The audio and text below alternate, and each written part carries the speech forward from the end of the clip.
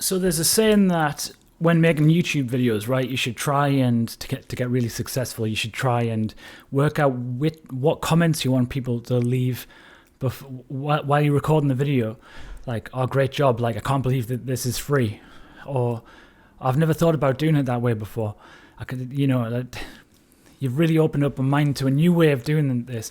But what about if when making, hear me out here, what about when making YouTube videos or art or performance or anything, and you want to program into getting reviews or comments or just heckles from the audience?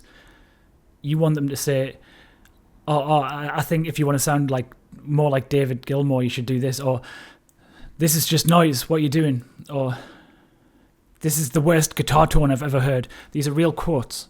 These are real quotes from one of my proudest video, one of the videos that I'm most proud of, that I made a few months ago, and it is actually my most watched video. It's a short that got over 100,000 views the first time I've done that, weirdly, and it has the most likes. It probably should do because it's the most viewed, but it's got the most likes, the most subscribes out of any video, and it's a music video, just me playing the guitar. I'll maybe link it below, but I'm not really that bothered, to be honest. It's more the concept of it. I don't mind if you watch it or not. Plenty of people are hating on it already, all right? But 97% of people liked it. That 3% of people that didn't like it really, really didn't like it so much that they had to tell me that they didn't like it. The phenomenon of the loud minority. Now, it gets into creative people's brain that if people are making so much noise about their work, that they must be the majority of people. That's what the majority must think. And when you're putting stuff out there, when you're creating stuff, you are becoming more vulnerable. You're putting yourself out for the whole world to see. Stripped down, vulnerable. Rick Rubin, I hate to quote Rick Rubin because everyone's doing that right now, but it is poignant. But, vulnerability is the cost of creativity.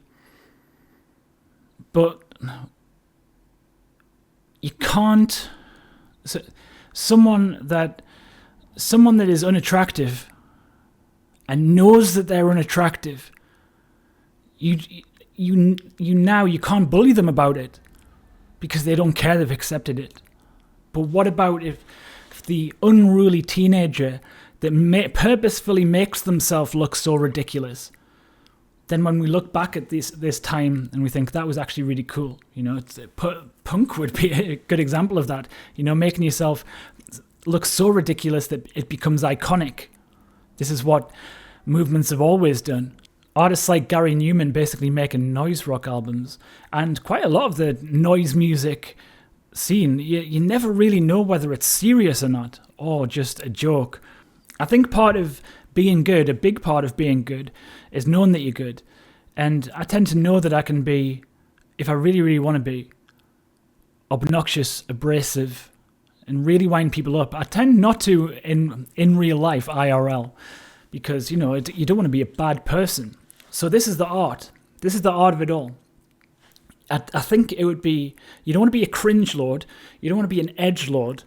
You don't want to be a terrible person. You don't want to pick on minorities just so you get a few cheap laughs, right? It's not really traditionally how the arts have went. If you want to do that, good luck to you. But we want to get to that point where maybe, yes, we'll get that 1,000 real fans that everyone hails as being successful in music. But along the way, perhaps we should actually accept that to get those 1,000 fans, we're maybe going to get 100,000 haters.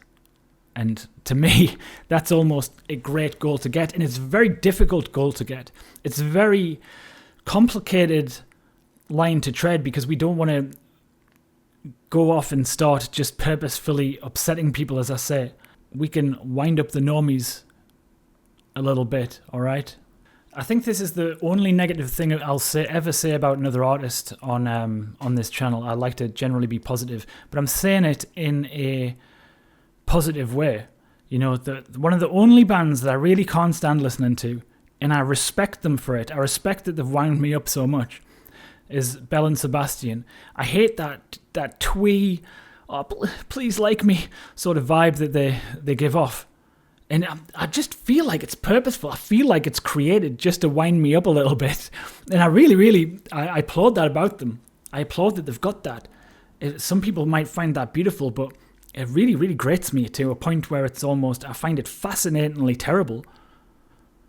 I might actually listen to it just to try and figure out why it winds me up so much. And if you move that out to a broader population, then perhaps you've got something quite mysterious and wonderful there.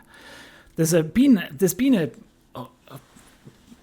a culture of trying to push artists into doing perfect things, not perfect, quantized stuff for a long time now. You know, if you put something, especially on YouTube, it's amplified so much on YouTube. I hate to just talk about artists on YouTube because I don't think they should only exist here, but look, I'm coming from a YouTube perspective here. But if you upload something to YouTube that is not completely quantized, not perfect, or artwork where the proportions are slightly incorrect, you will get a lot of hate in the comments. But then those same people are the ones complaining about AI that makes everything so perfect too easily. So what are we romanticizing the struggle? What are we doing? We shouldn't romanticize the struggle. Your audience that love you probably won't care about how much you've toiled over your work. The haters will. They'll love that you've tried so hard to make something that didn't turn out the way they wanted it to, and you didn't make it exactly for them. Sorry guys, I didn't make this exactly for you. So you get people like, I'm not going to mention his name because I don't want to get views off the back of someone that's done something arguably reprehensible, but then you get artists that are just copying other artists and like blatantly ripping them off and faking their guitar so much that like almost every note is stolen from somewhere and then placed into a machine and then just mimed over, and then we complain about that. So I think it's almost in a time where AI is so big, it's almost really important that we start getting this outsiders type mentality where we almost look. I'm very good at dumbing myself down. I'll try to do it for the rest of the video. No, I'm very good at dumbing myself down. I can I do this in front of students where I'd start playing progressively worse through a minor pentatonic scale, and it's hard to do. It's hard to do, all right? But we should practice this, right? And the good thing about modern day is that you can release it anonymously, okay? You can try to get that balance completely behind a faceless channel or a faceless artist. On you might do some sort of Daft Punk project that ends up being, I tell you what, it'll end up being some of the best work that you've ever produced. It really will. If you want it to be an assignment for you. You've got to get into the mindset where you're not trying to make a masterpiece though. You're trying to get something that, you've got to discover the difficulty in creating something that's not perfect, but actually it's just not perfect enough to really annoy those 3% of people that are going to be so annoyed that they have to tell you how annoyed they are. It's really important that artists do this. And don't go and leave mean comments on artists and musicians' pages. You're not a terrible person. You're not building their character. All right? Don't turn something horrible into something virtuous. That's a terrible thing to do. It's a terrible excuse, and people are full of excuses. The bullies didn't build you up. Your resilience did. Give yourself some credit. Find something that's imperfect and tell the person the beauty in it. Always remember, and this goes back to my professional photography days, right? The people that are correcting people in YouTube and Facebook and social media posts, and people that will come and tell you to your face quite often, which isn't virtuous at all. Like, that is not how humans communicate. It's sociopathic behavior. It's not virtuous.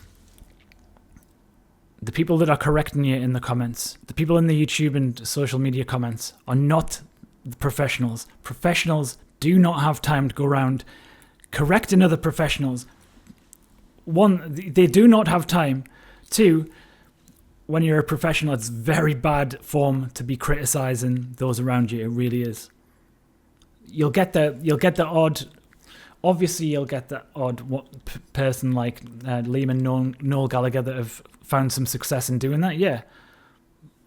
It's very, very hard to be as charming as they are while being such obnoxious people. And I applaud them for that. Yes, I would call myself a fan of them, by the way, if you're wondering. I did always like Blur a little bit more, though. When I was in my 20s, I was producing some very, very creative music, and I look back at that time now, and I was pretty, I would say that I was quite outsider then. I didn't know what I was doing. I'm a teacher now, and, I have to know what I'm doing. But I was playing a gig, just a solo guitar thing, and I used to be much more offensive than I am now to an audience. And I remember one friend came up to me afterwards, one of my best friends in the world, and said, "Chris, I think you should remember that there's an audience there and that you should be entertaining them." But at the very back of the room were the drone metal band Bong. I know a few of those guys, and they came up afterwards and said, "I really loved that. That was absolutely amazing. I wish I had have listened to Bong, but I'm starting to. Well, I listened to the music, but, I wish I had have listened to their advice that day." I used to work in a cocktail bar, and we used to have some very nice cocktails on there. And, people would come in and taste them, and they wouldn't like them, and the bartenders would get very offended that they didn't like them. And I used to say, "Tim, hey, come here, my friend, come here. Tim, come here. Always remember, Tim, you can take a horse to water, but you can't stop it being a little whiny bastard." Thanks so much to the Patreons, guys. I hope you're doing well. Thanks for supporting the channel, and your likes and comments. I reckon you might as well like and comment now, even if you did hate it, and I hope you did. If you want to check out some handy hints about making music that people might dislike, check out some of these videos here. My music is in the description on Bandcamp. That would support the channel a lot. All right, you take it easy. All right.